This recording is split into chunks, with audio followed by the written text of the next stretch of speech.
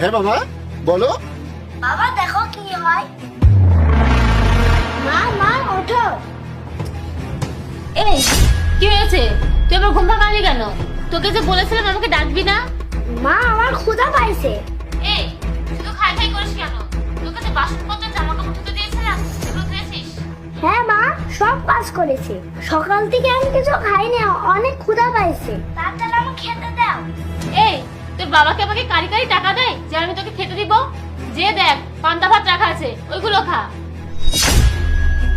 ঠিক আছে মা, আমি তাই খাচ্ছি।